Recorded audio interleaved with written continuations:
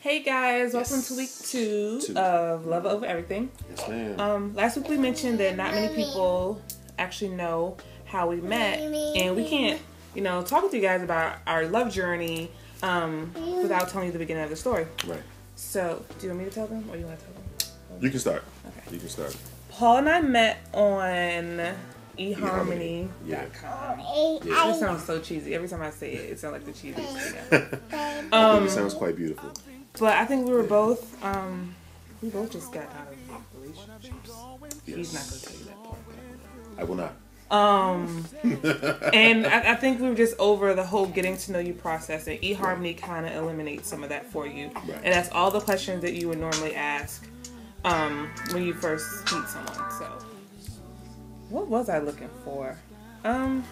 Me. I don't know that I was even looking for, at least when it started out. Mm-hmm. I'm not sure if I was looking for a relationship, somebody else to date. I just got out of a relationship.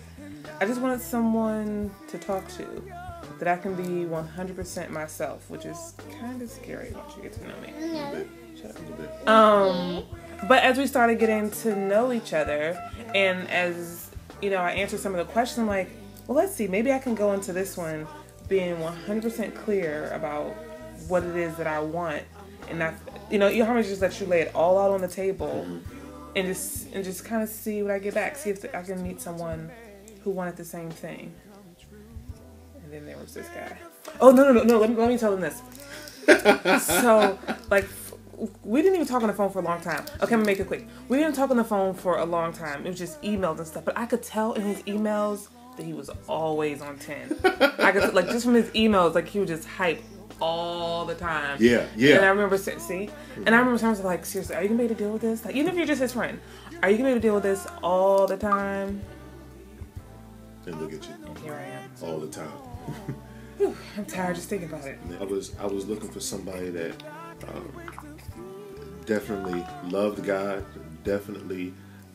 You thought I was cute. Be honest. That's why you chose my pictures. Yes. It was definitely a plus that you look the way you do. Praise God. I was slimmer then. You were beautiful then. You're beautiful now. That what I really wanted was, I don't know, just something real. I was looking for something real. I had been in bad circumstances before, particularly bad one right before Nikki. But at the time, I was in a different place. And I'll talk about that in another video. I was a much heavier person dealing with all the self-esteem issues and things of that nature that come from that. And then again, but I knew because your pictures were all up here. So here on we'll talk about that later. We'll talk about that later.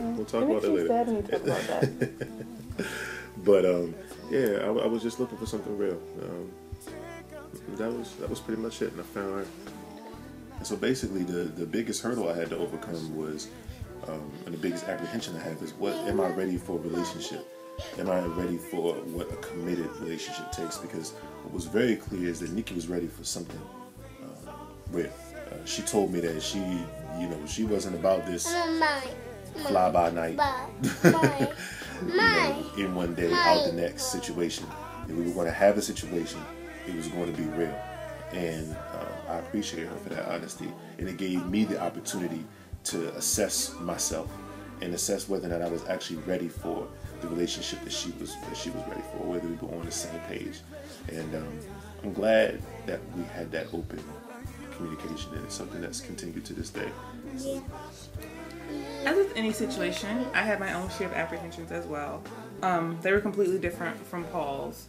Like he mentioned, we'd known each other a little over a year before we actually started dating. Within that year, I became pregnant. And I remember when I had to tell Paul that I was pregnant, I'm like, man, I met this really nice guy. He's awesome. It seems like we're getting along. But oh, by the way, I'm pregnant. By the way. It was heartbreaking for me. I can imagine how it made him feel. We remained friends throughout my pregnancy. And we actually started dating shortly after I had my daughter. But coming into a relationship with a man who grew up in a Christian household, his mom, I'm pretty sure, is really close with Jesus. They talk and stuff all the time. No, real talk. For real, on the phone. They were super close. so here I am, this woman, and especially not, like, I feel like I wore my past. And so, it's like, how am I going to date this guy who's a Christian, who comes from a Christian family? I have a kid. If they knew anything about my past, they would not even think to welcome me.